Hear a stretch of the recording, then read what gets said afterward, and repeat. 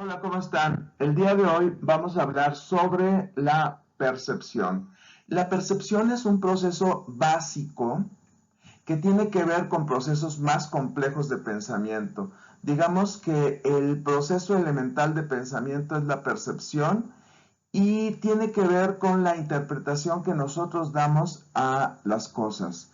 Los colores, nosotros podemos decir, esta pluma es negra porque estamos interpretando su característica. Nosotros podríamos decir que un atardecer es muy triste porque estamos interpretando sus características. Entonces, vamos a ver que la percepción nos permite entender otros procesos más complejos. Primero, hablar de la definición de la percepción. ¿Qué es la percepción? En términos generales, podemos decir que la percepción es un proceso que nos permite interpretar los estímulos que hay a nuestro alrededor. Y la sensación es la captación que hacen nuestros órganos sensoriales de estos estímulos. Es decir, por una parte está el ponernos en contacto con un objeto, como este líquido para limpiar anteojos. Entonces nos ponemos en contacto con este objeto, pero es el cerebro el que va a dar la interpretación.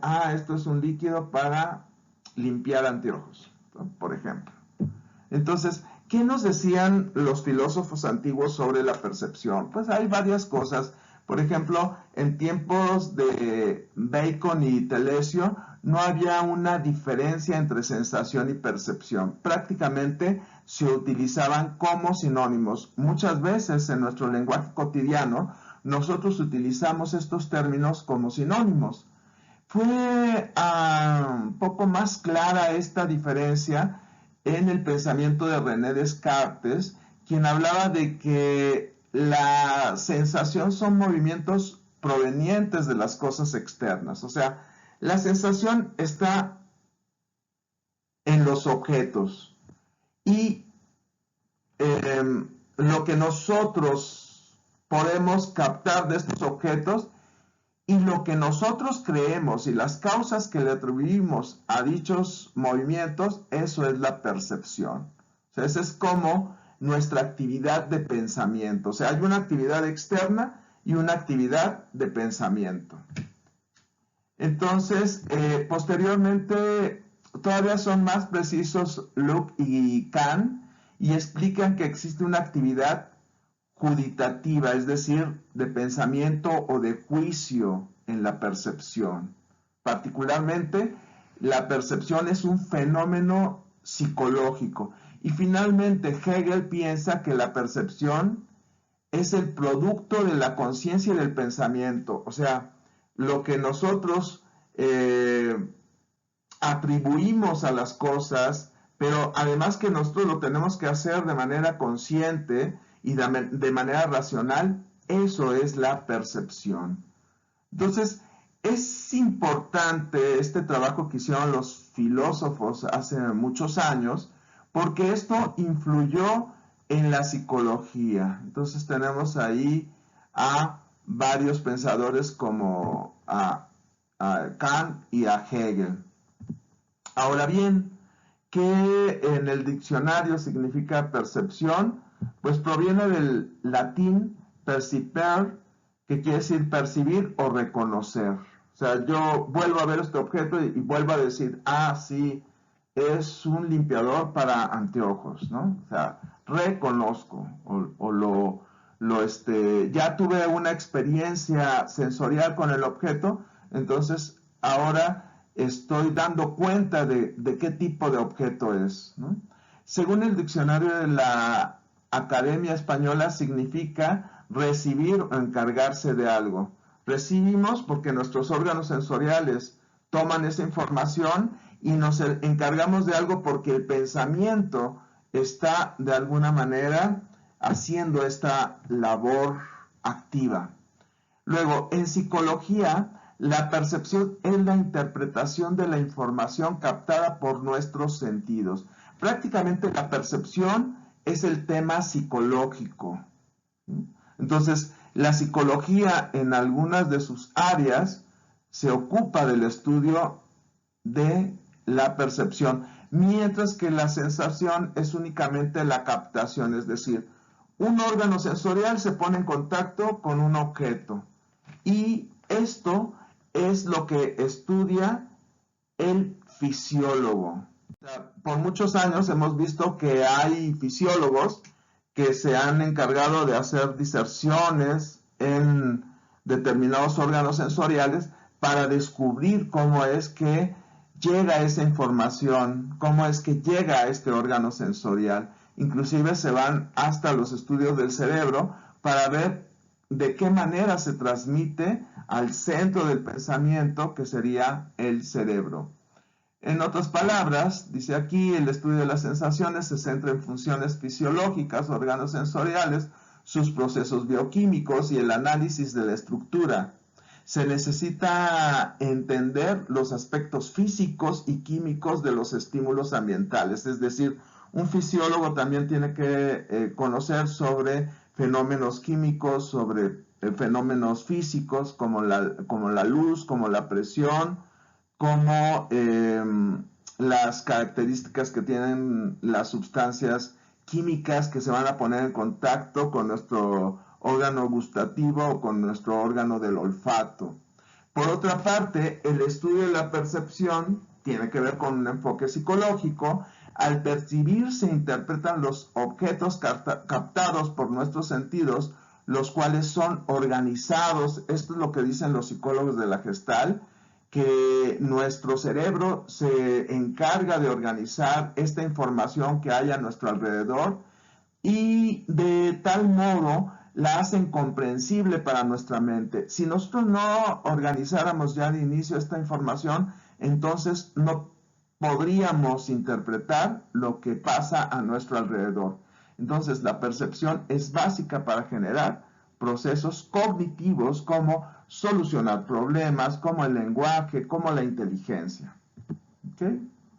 Entonces tenemos aquí a un santito que es Santo Tomás de Aquino, y él fue pues de los primeros pensadores que dividió la psicología o los aspectos que tenían que ver con la conducta como cognitivos o relacionados con el conocer, con la forma de conocer el mundo, y afectivos o relacionados con nuestros sentimientos y emociones. Entonces, en esta serie de diapositivas nos vamos a centrar en las cuestiones cognitivas.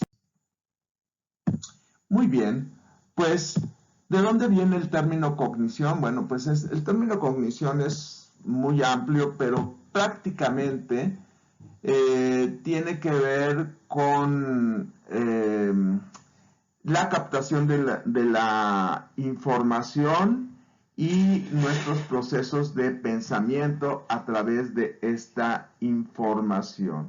El cómo nosotros reconocemos el mundo que nos rodea, en otras palabras. Y los psicólogos han involucrado una lista amplia de procesos que llamamos cognición, como puede ser el pensamiento, la memoria, los conceptos, el lenguaje y otras muchas cosas. ¿Cuál es la importancia de la percepción en psicología? Pues está involucrada directamente con nuestros procesos de pensamiento. Por eso, la memoria, el razonamiento, el manejo del lenguaje, la capacidad de aprendizaje son necesarios para comprender cómo el ser humano se relaciona con lo que le rodea. Es uno de los niveles de procesamiento que los psicólogos llaman procesamiento de la información. Hay una teoría, la teoría del procesamiento de la información, que dice que todo el manejo de la información comienza en la captación de esta información, proceso sensitivo, y la interpretación que hacemos de esta información, proceso psicológico o de interpretación. ¿Qué es el procesamiento humano de la información? Pues es una teoría que surgió alrededor de los años 50 del siglo XX y que explica el manejo de la información del ser humano partiendo de una analogía entre la mente y la computadora. O sea, de ese tiempo datan las primeras computadoras que se fabricaron, que eran enormes, y había esta idea de que la mente y la computadora funcionan de una manera muy similar. Y eso nosotros lo podemos ver. Todos tenemos una computadora, aunque sea un celular o algo que funciona como una computadora, y esta tiene aditamentos o tiene ciertas, pues sí, instrumentos o aditamentos que permiten captar la información. Por ejemplo, en esta computadora pues tenemos el micrófono, tenemos la cámara, tenemos pues podemos meter información a través de una memoria USB o podemos nosotros meter información pues también a través de otros aditamentos, ¿no? que le podamos ir adaptando. Podemos ponerle una cámara externa, etcétera, ¿no? Y ya serían como sus órganos sensoriales, en otras palabras, ¿no?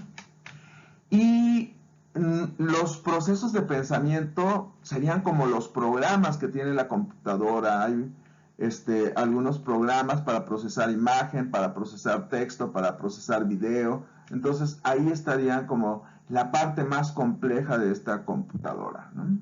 Entonces, ahí tenemos la computadora. Y hay también un concepto importante que es la sensopercepción. Dicen los psicólogos, bueno, no podemos dividir en realidad la sensación de la percepción, porque en tanto que nosotros captamos la información, la interpretamos casi de manera inmediata y la estamos memorizando. Entonces, la sensopercepción sería la integración que hay en estos procesos de sensación y de percepción. Entonces podemos decir que hay una sensación, la captación de información, hay una percepción, la interpretación de esta información, hay una memoria o el registro de esta información. De tal modo que cuando yo veo este objeto, estoy utilizando la sensación, o sea, este objeto que está al exterior de mi organismo se está poniendo en contacto con mi órgano visual y ahí ya existe un proceso sensorial. Ahí ya se está dando este mecanismo sensorial. Pero a su vez, esta información está llegando a mi cerebro, que es la parte de la percepción, y entonces está reconociéndolo como un vaso. Y además, como ya varias veces ha visto este tipo de objetos, esto ha quedado registrado en la memoria. Entonces, sensación, percepción y memoria no pueden ser separados, son procesos unificados, pero por cuestiones de estudio tenemos que separarlos y entonces hay un fisiólogo que estudia los órganos sensoriales y la parte de la sensación, un psicólogo que explica cómo es que nosotros lo interpretamos, junto con el proceso de la memoria. Entonces, continuando con esto, ¿qué tipos de teorías explican la percepción? Pues hay varias teorías, desde el reduccionismo biológico, pues encontraríamos las neurociencias, ¿no? Que nos dicen cómo funciona el cerebro, qué partes del cerebro son las que captan lo auditivo, lo visual, tacto, olfato, etcétera, ¿no? Bueno, más que captar, rectifico, interpretan esa parte. También estaría qué órganos sensoriales y cómo es que captan la información y están especializados específicamente para un tipo de estímulos. Por otra parte, tenemos la percepción directa, es decir, nosotros podemos ver algunos objetos y a partir de estos objetos ver qué es lo que sucede en la mente, estudiarlos, ¿no? O sea, por ejemplo, si nosotros tenemos esta portada de un libro y ahí podemos decir, bueno, ¿por qué este libro se ve equilibrado? Esta portada del libro se ve equilibrada. ¿Y qué pasaría si yo moviera estos elementos y pusiera el letrero que dice psicología social de cabeza y pusiera estos de lado a las imágenes de las personas, etcétera, ¿no? Sería fácil interpretar, pues no, entonces, ¿qué está sucediendo? Entonces, todas estas explicaciones que nos damos a través de la experiencia, claro, con el apoyo teórico, entonces entrarían dentro de la percepción directa, ¿sí? Las teorías computacionales, como la del procesamiento de la información, y las teorías constructivistas, que serían explicaciones que se dan sobre la mente de acuerdo a la integración de vivencias en el sujeto. Por ejemplo, si nosotros hablamos de cómo el niño va formando conceptos del mundo y a través de su experiencia y de su crecimiento va logrando un pensamiento cada vez más complejo, entonces ahí estaría en una teoría constructivista.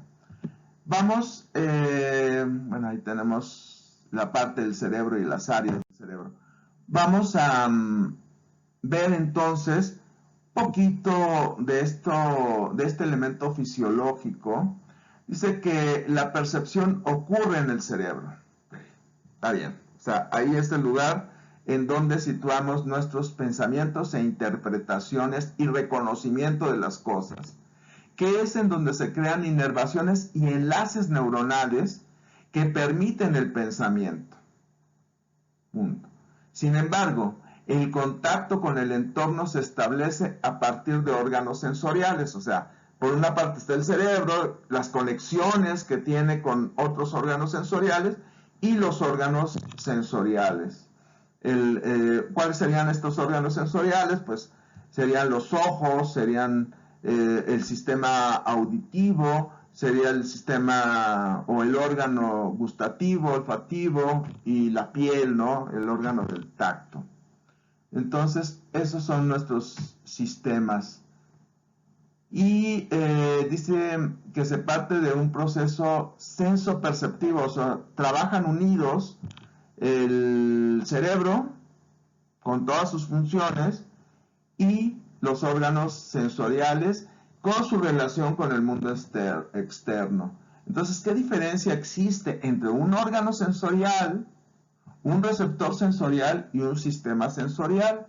Pues esto es muy fácil de distinguirlo. Primero tenemos un estímulo como cualquier objeto. Aquí tenemos un celular, este es mi estímulo. Ya hemos hablado en clase de qué son los estímulos, entonces es algo que se encuentra en el ambiente. Un estímulo físico o químico, ¿sí? Y este estímulo se pone en contacto con mi órgano sensorial, en este caso la vista, o el ojo prácticamente sería el órgano sensorial.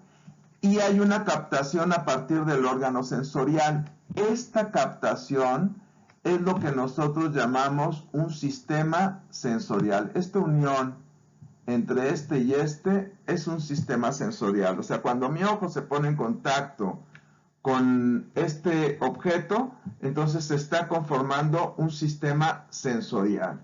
O sea, no puede haber vista sin objetos. O sea, el fenómeno visual tiene que darse entre órgano sensorial con objetos que están a nuestro alrededor.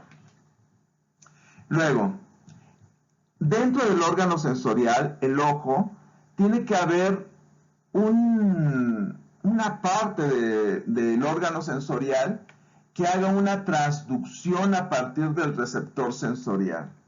¿Qué sería una transducción? Pues una transducción, por ejemplo, si tengo el ojo, llega la información y aquí tenemos los conos y bastones que son los que reciben color y claroscuro. Entonces, esto se va a poner en contacto con un nervio y este nervio es el que va a llegar al cerebro. Pero de aquí para acá tenemos información visual, tenemos luz, pues lo que está trabajándose es la luz. Pero desde el receptor sensorial, que serían los conos y bastones, para allá lo que tenemos son impulsos nerviosos. O sea, el receptor lo que está haciendo es una transducción de esto que es luz a esto que son impulsos nerviosos. ¿Sí? Entonces aquí es una función importante para que esto llegue al cerebro. ¿Sí? Aquí hay otra relación. Y desde luego que hay una relación entre estos dos, ¿no? O sea, que esto sería la sensopercepción. Entonces, tenemos el impulso nervioso es enviado al cerebro. ¿Sí? Entonces, ahí ya tenemos que un órgano sensorial es la parte de nuestro cuerpo que sirve para la captación en su totalidad, con todos los elementos que lo componen. Por ejemplo, en el caso del gusto, pues tenemos las papilas gustativas, junto con la lengua, junto con, o sea, hay toda una serie de partes de nuestro órgano gustativo que están funcionando en conjunto, pero solo uno es el receptor sensorial. O sea, en este caso, las papilas gustativas son las que están haciendo la transducción a impulso nervioso. Entonces, podemos decir que un órgano sensorial es parte de nuestro organismo especializado en la captación de un tipo particular de estímulos. Un receptor sensorial es parte del órgano sensorial que se encarga de la transducción de la estimulación física o química a impulso nervioso. Y luego tenemos el sistema sensorial, que sería la interrelación entre el estímulo y el órgano sensorial. Ese es un sistema sensorial. Bueno, habiendo sido esto tan claro, pues pasemos a la clasificación de los receptores sensoriales. Entonces, los podemos clasificar por la ubicación del estímulo. Les llamamos interoceptores cuando el estímulo proviene del interior del organismo. Esto no lo hemos hablado, pues casi siempre ubicamos los estímulos al exterior, pero también existen estímulos internos. Si no, no podríamos nosotros tener un dolor de estómago o un dolor, no sé, algún tipo de dolor interno, ¿no? Por ejemplo, un dolor de ojos por tanto estar viendo la computadora o algo así. Entonces tiene que ver con un interoceptor. O sea, hay terminales nerviosas que nos dan esta información. Prácticamente es una información que tiene que ver con el dolor o con ciertas sensaciones internas, ¿no? Luego tenemos los propioceptores. Los propioceptores son todos los estímulos, el conjunto de terminales nerviosas, articulaciones, que nos permiten tener la sensación de la postura de nuestro cuerpo. Cuando estamos sentados, por ejemplo, si nos recargamos, no necesitamos vernos en un espejo para saber que estamos recargados sobre el codo, etc. O si caminamos, entonces los propioceptores nos dan información de la postura de nuestro cuerpo. Incluso movimientos faciales y todo esto, ¿no? Luego, los esteroceptores o esteroreceptores son los que están sobre el órgano sensorial. O sea, para tener la sensación, tienen que estar encima, como tacto y gusto, ¿sí? O sea, también para tener una experiencia gustativa tenemos que estar en contacto directo con el objeto. Y los telereceptores son aquellos que provienen a lo lejos. del exterior, pero a lo lejos. Por ejemplo, la luz, el sonido y los estímulos que van a suscitar el olfato. ¿Okay? Y la otra es por la modalidad de estímulo o el tipo de estímulo. Puede ser estimulación mecánica, entonces son mecanoceptores.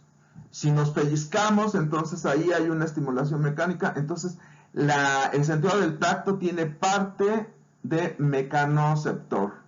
Por otra parte, el sonido genera una vibración que va al martillo, yunque y estribo y hasta el tímpano, de tal modo que esta vibración es una cuestión mecánica.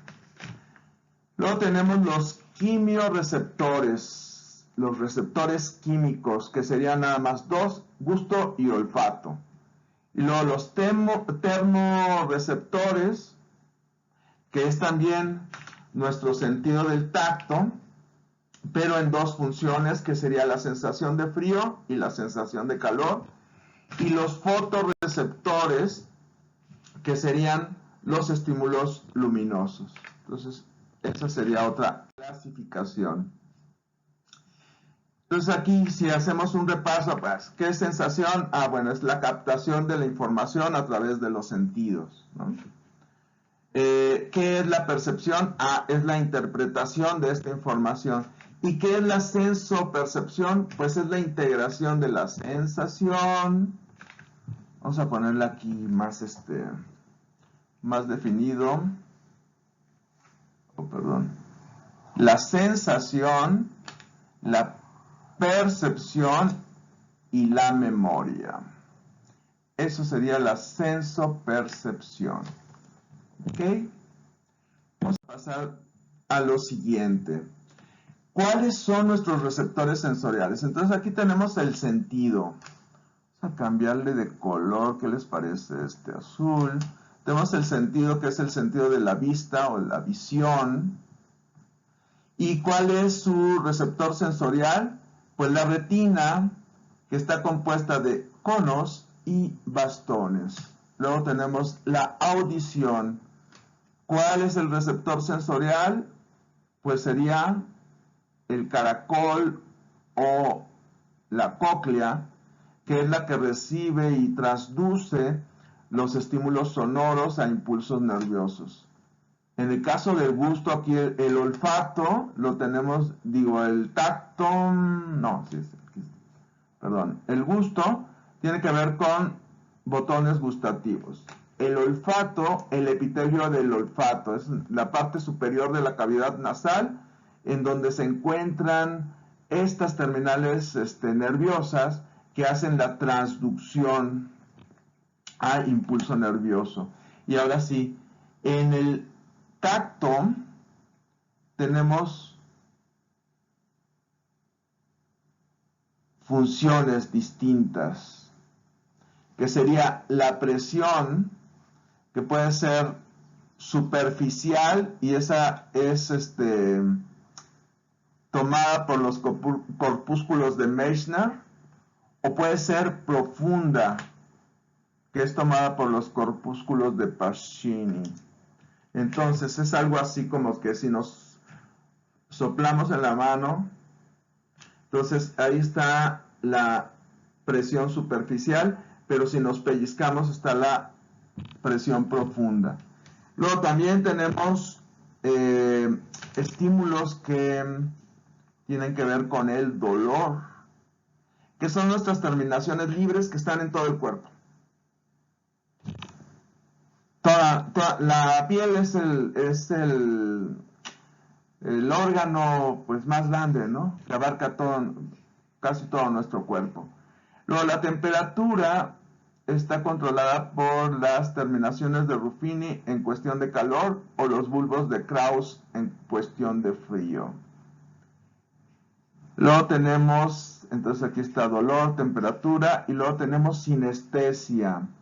O sea, sinestesia es de movimiento, entonces el movimiento y posición de nuestro cuerpo, que es controlado por músculos, tendones y articulaciones, y el equilibrio, que es controlado por los canales semicirculares que se encuentran de manera posterior a la cóclea. Entonces, si nosotros nos dañáramos conductos semicirculares, no tendríamos una posición de nuestro cuerpo equilibrada. Muy bien, entonces ahora pasemos a una teoría muy importante, porque esta teoría nos explica, en términos generales, las cuestiones que tienen que ver con la base del pensamiento, que es la percepción. La psicología gestal también fue conocida como psicología de la forma. Y gestal en sí, el término gestal, quiere decir patrón o configuración. Configuración es como dar forma a las cosas. Nosotros le damos forma a las cosas. Nuestra mente, pues. Plantea que la percepción ocurre a partir de una tendencia a la organización. Es decir, que la información que hay a nuestro alrededor, el cerebro la organiza. Si nosotros la recibiéramos de manera caótica sin que el cerebro la organice, no podríamos pensar en las cosas. Y esto se plantea en un principio general conocido como la ley de, vamos a ponerle otro colorcito, esa es la ley de Pragnax. ¿Qué quiere decir? Que nosotros organizamos psicológicamente dándole totalidad a las formas. Es un principio fundamental de la Gestalt. O sea que nosotros buscamos la forma global, no nos vamos a los detalles, a las cosas particulares, ¿sí? Por ejemplo, volvamos con el limpiador de lentes. Si nosotros estamos viendo este limpiador, parece anuncio de televisión, pero no. No nos centramos en la tapa, no nos centramos en el frasquito, no nos centramos en las letras, bueno, ni se ven, pero si las viéramos, tampoco nos centramos alguien que dijera, no, pues es que estoy viendo una O y no viera todo lo demás. No, tenemos que ver el conjunto. Eso es la ley de Pragnax, que nosotros podamos ver las cosas de una manera organizada, pero también de una manera total. Para que se organice, tiene que verse como una totalidad. Esta tendencia de organización sucede tanto como lo permitan las condiciones del estímulo. O sea, va a haber estímulos que tengamos problemas para darle totalidad y nos causen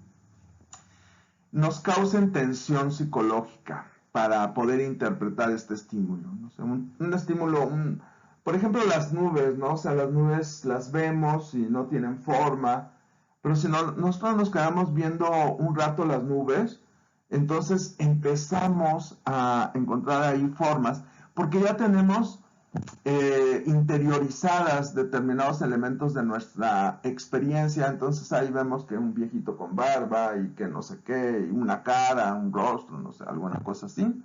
Entonces eso se debe pues a que nuestra mente busca darle organización a las cosas. Una buena gestal tiene que estar compuesta de, vamos a ponerlo morado, de tres cosas. Regularidad, es decir, siempre vamos a encontrar repeticiones en las cosas. Por ejemplo, aquí hay muchos circulitos. Simplicidad, nunca nos vamos a buscar la forma más compleja, la manera de captar la información más compleja, sino la hacemos sencilla, simple. Y el equilibrio, o sea, vamos a buscar que la imagen nos lleve a algo reconocible. ¿Sí? Un ejemplo de organización se demuestra en las relaciones figura-fondo. Vamos a suponer que tenemos un objeto muy sencillo, una flor, y aquí le ponemos su hojita y todo esto. Y entonces siempre va a haber un fondo que lo sostenga. Aquí el fondo es esta parte de color que tenemos, que es como violeta. Pero nosotros también podemos crear un fondo para que resalte Y entonces le podemos poner aquí un rayo alineadero acá para que resalte más el fondo y entonces se vea más la flor, ¿no? Aunque ya no se ven las palabras que estaban ahí, pero ya estamos haciendo resaltar la flor. Y entonces también lo podemos ver en este fenómeno muy particular. A saber, este objeto central, este círculo, es del mismo tamaño que este. Pero ¿a qué se debe que nosotros veamos más grande este y este más pequeño? Pues al entorno, a que el entorno está sirviendo como elemento. Nunca vemos por separados estos elementos. Siempre lo vemos como una totalidad y esto es lo que se conoce como ley de Pragnax. Entonces ya estamos viendo aquí algunas leyes de la Gestalt que son muy importantes. Hay otras leyes, las 4 básicas, que es ley de la proximidad, aquellas formas que guardan una relación similar de distancia, entonces generan patrones. Acuérdense que Gestalt quiere decir totalidad, configuración, pero también muchos las interpretan o la traducen como patrón. Entonces aquí tenemos un patrón por la distancia, ¿no? O sea, no interpretamos esto como líneas separadas, o sea, no decimos, pues tenemos 7 líneas, sino lo interpretamos como conjuntos. Prácticamente aquí hay dos. Una parte regular y otra parte que no concuerda con lo demás. Entonces hacemos dos patrones o conjuntos. Ley de la semejanza. Los objetos que se parecen en cuestión o que son semejantes o similares en cuestión de color, tamaño, forma, suelen formar también patrones. Aquí tenemos patrones verticales porque son puntos que se contraponen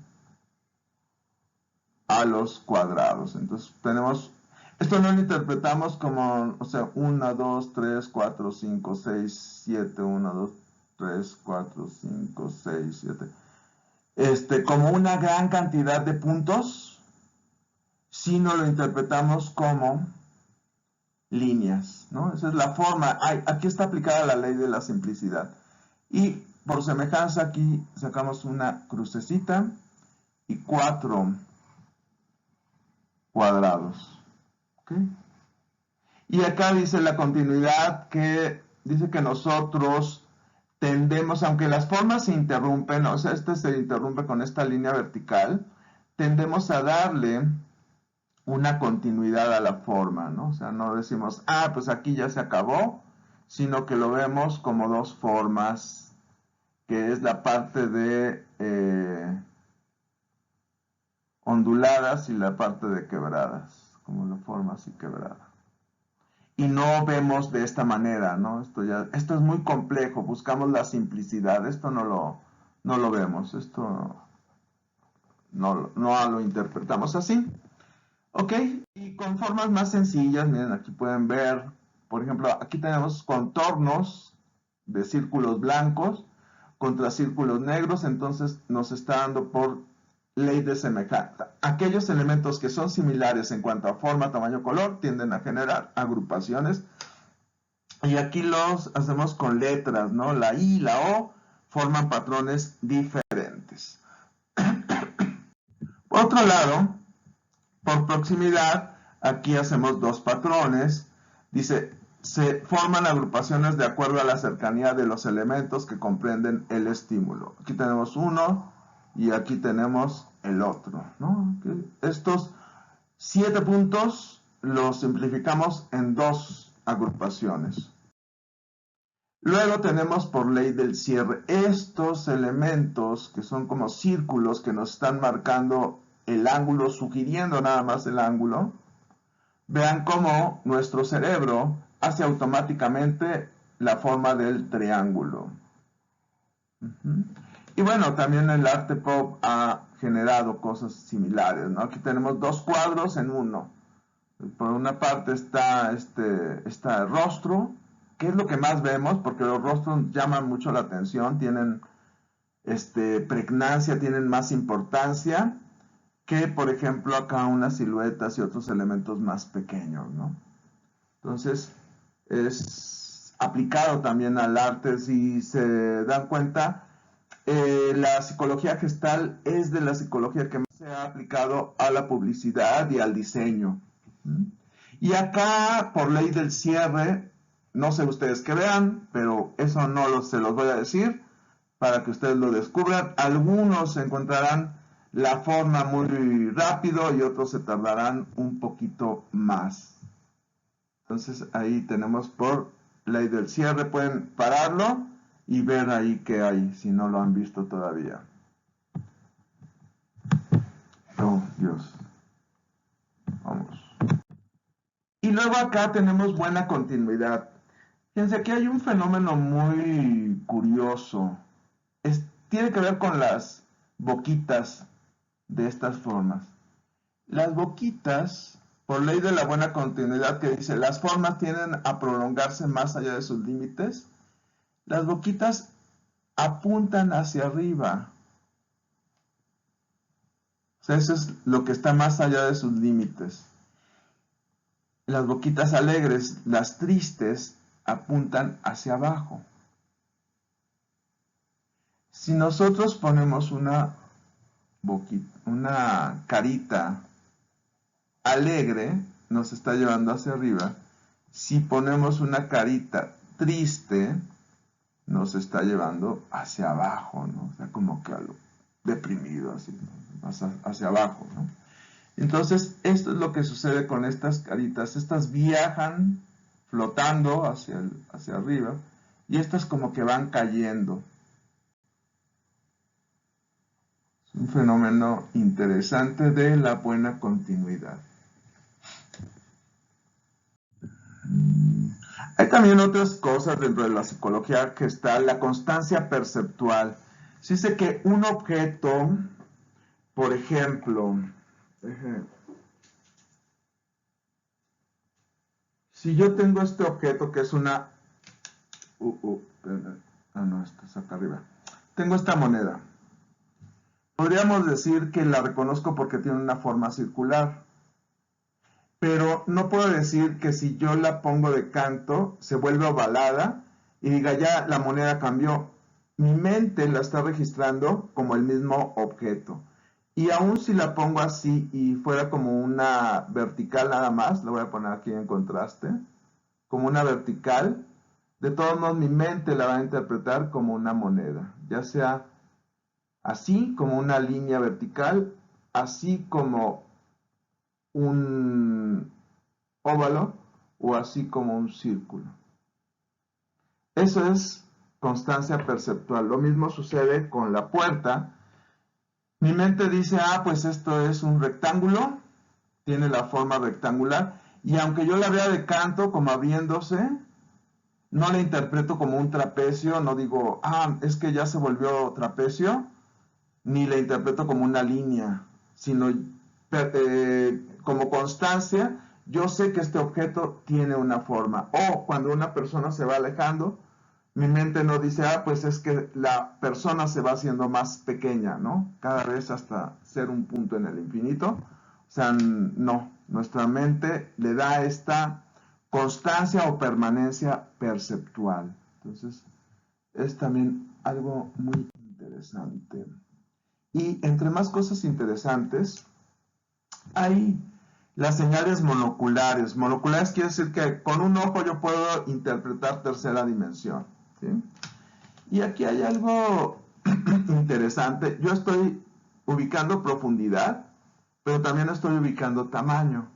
Lo que ustedes no saben es que este árbol, si lo medimos, es más grande que este. Ustedes pueden detener también ahí su pantalla y tomar una regla o no sé, algún objeto para compararlo. Y van a darse cuenta que este que está acá es más grande, pero este árbol, por la posición en la que se encuentra y por determinados elementos monoculares, se ve como un árbol gigante. ¿Cuáles son estos elementos monoculares? Uno es la perspectiva. O sea, esto se va reduciendo. Entonces, esto me indica que aquí hay lejanía.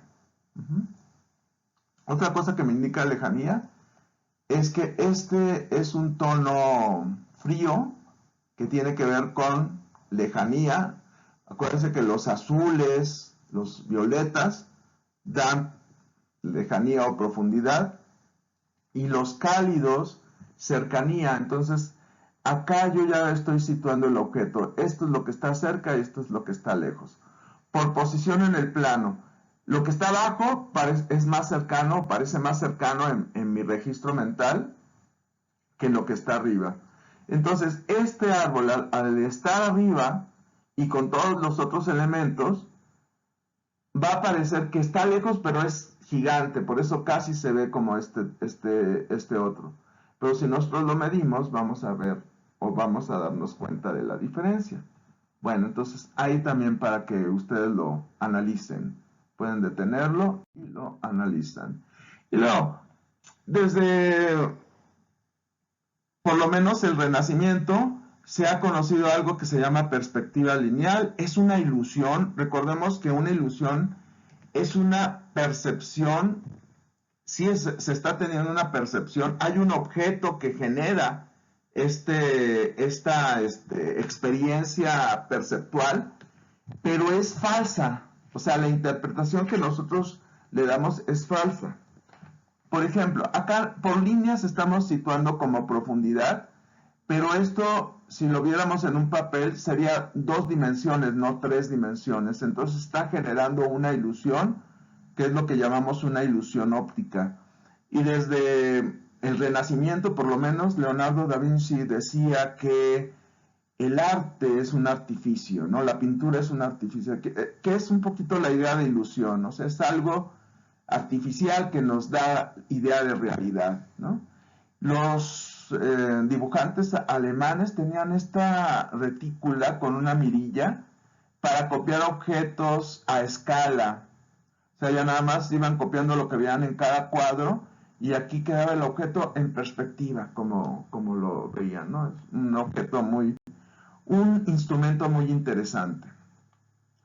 Okay, eso es señal monocular. Aquí tenemos varias señales monoculares. Una se llama interposición en el plano. Las formas que se interrumpen parecen más lejanas que aquellas que no. Entonces, esto parece más cercano que esto que se ve más lejano. Pero también tenemos perspectiva de color porque tenemos fríos y cálidos. Pero también tenemos claro-oscuro porque aquí hay algunos sombreados y lugares que no están o que están menos sombreados, ¿no? Están manejando pues otros elementos de la escala de grises, por decirlo así, ¿no? Y algunas otras cosas que podemos ver acá es el tamaño. Estos objetos se van haciendo más pequeños, entonces son más lejanos, por ejemplo, este en relación a este. Pero también tenemos perspectiva lineal. Entonces, esto nos da idea de profundidad. La fotografía es una ilusión. El cine es una ilusión óptica. Y en la arquitectura clásica, por ejemplo, que vemos en las iglesias catedrales, la perspectiva, el que marquen los arquitectos las líneas de perspectiva hace que estos espacios se vean como muy largos, ¿no? Muy profundos. Igual, por ejemplo, las iglesias góticas que serían hacia arriba, pues parecen muy, muy altas, ¿no? Te dan esta idea también de elevarse, ¿no? Al cielo, ¿no? O sea, entonces, también son elementos, el lenguaje de la arquitectura, de la pintura, del dibujo, se valen de esto. Acá tenemos gradiente de textura y tono, esto sería por tono. Digamos que este color está más saturado y se ve más cerca, y esto va siendo cada vez menos saturado. O sea, se va difuminando el gradiente de saturación, y entonces esto da profundidad. Y la otra es el gradiente de textura, que sería texturas toscas, parecen más cercanas que texturas finas. Entonces ahí tenemos un contraste por gradiente de textura.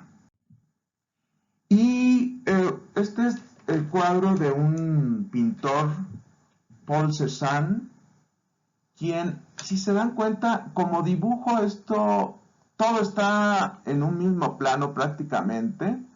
Todas las figuras no cambian gran cosa de tamaño, salvo esta que está por acá, más pequeñita. Pero podríamos decir que si no tuviera color se vería todo amontonado. Ahora, ¿qué le está dando esta profundidad? Fríos, voy a ponerlo con rojo. Fríos contra cálidos. ¿Sí? O sea, al meterle color ya le da profundidad, pero por perspectiva no lineal, sino perspectiva de color. Entonces, aquí estamos viendo este fenómeno. Voy a conectar mi computadora, que ya necesita batería. Y entonces continuamos con todas estas cosas tan interesantes. También el dibujo clásico nos da estos sombreados, y los dibujantes renacentistas decían que los sombreados eran la imitación de la escultura, de esta tercera dimensión. O sea, en 2 dimensiones se generaba el efecto de tercera dimensión. Lo mismo sucede con los cubos, ¿no? Si les metemos sombras, se hacen muy interesantes manejos también de tercera dimensión. Y este sería un trabajo clásico de una figura humana, con todos los elementos de claroscuro, con distintas tonalidades, luz, sombra, etc. Y nos está dando esta impresión de volumen. Lo mismo con este señor, bueno, joven, que está como un poco rastudito, que estos elementos, inclusive hasta los brillos, nos permiten dar esta apariencia de tercera dimensión. Muy interesante. ¿Y qué sucedía? Este es de otro pintor que se llama Rembrandt. Vean que un claro contra un oscuro nos da esta idea de planos. O sea, tienes un plano y luego tienes un plano y luego tienes otro en la parte de atrás. Pero esto es por el contraste. Si tengo esta mano que se ve oscura y le pongo ahí blanco, entonces me va a dar un contraste de planos. ¿Sí? Entonces lo mismo sucede acá. Blanco con oscuro nos divide aquí 2 planos. Oscuro contra blanco nos genera 3 planos. Aquí tenemos 3 planos. Acá en automático este objeto, que es rojo, contra los claros ya nos abre una distancia. Luego, esta zona contra lo oscuro nos plantea otra distancia. Y luego esta zona oscura contra un tono intermedio nos plantea otra distancia. Digamos que aquí hay 1, no sería 1, 2, 3 y 4 planos. Como los telones de teatro, ¿no? que te dan profundidad en el escenario. Y algo que en psicología pues es muy conocido son las figuras ambiguas. Ambiguas quiere decir que no tiene una definición. Acá a veces vemos esto como 2 caras, pero también podemos ver como una copa. Cuando vemos esto como caras, esto lo vemos como fondo. Cuando vemos esto como copa, esto lo vemos como fondo. Pero no podemos ver 2 figuras. O sea, la mente tiene que dividir figura-fondo. Y acá en esta es muy interesante. O sea, las líneas no se distinguen de figura-fondo. Se ve como confuso. Pero si ustedes se dan cuenta, aquí tenemos a una mujer joven y a una mujer vieja. No les voy a marcar quién es la joven y quién es la vieja. Esto es para que ustedes lo descubran. Y vámonos con la otra parte. Esto es una figura imposible.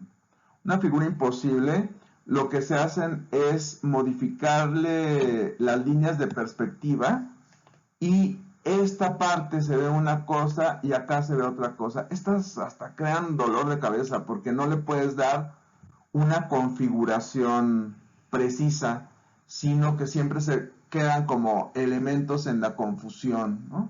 Y hay muchos de estos. Miren, aquí tienen otro, pero es pura corrección de perspectiva.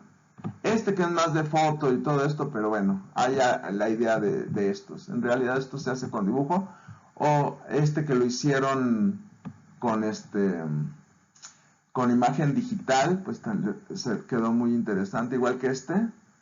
Entonces, vean este efecto de figura imposible.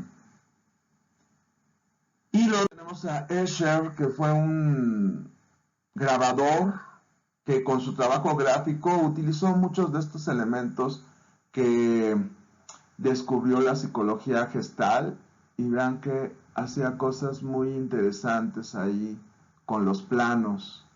Esto también lo pueden ir revisando. Por ejemplo, entre el dibujo lineal y el dibujo con sombreado, vean el realce que se hace de las manos que se dibujan a sí mismas, muy interesante también.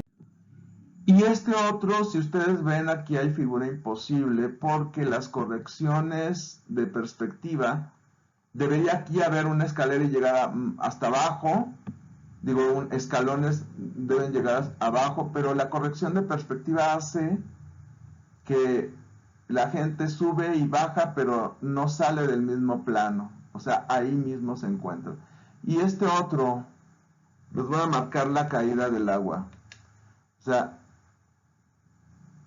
está el canal de agua, pero cae en el mismo nivel, ¿sí? Además que aquí se puede ver, hasta si lo vemos como la ley del cierre, que hay como un número 13. Entonces, juegos muy interesantes de perspectiva. O la publicidad también genera cosas interesantes. Si esta figura estuviera vertical, se vería como con mucho peso. Pero por nuestra experiencia visual, por ejemplo, si uno ve una hoja caer, es ligera y cae así. Cae en verticales. O el humo sube en verticales. ¿Sí? Entonces, el hecho de que esta figura tenga primero un contraste complementario, nuevamente, esto es cálidos y fríos, o sea, separa la forma, pero además está en posición vertical, entonces parece que está muy ligera, parece que flotara o que fue aventada hacia el aire, no sé. Y esta otra que es el fenómeno de cierre y que nos da una imagen muy interesante como de un fantasma en el bosque, ¿no? Bueno, echando la imaginación. Y otro pintor importante es Chagall, que utiliza estas figuras así también como humo, también tienen contrastes complementarios, también tienen esta vertical y se ven figuras muy ligeras, por eso da la sensación de que están enamorados, que todo es ligero en su vida y todo esto, ¿no? Está interesante, además son planos, no hay mucho sombreado. Entonces, bueno, esto es lo que puede aportar la psicología gestal, inclusive al arte, ¿no? Y al diseño. Pues esto es todo por el momento y nos estaremos viendo en el siguiente video. Adiós.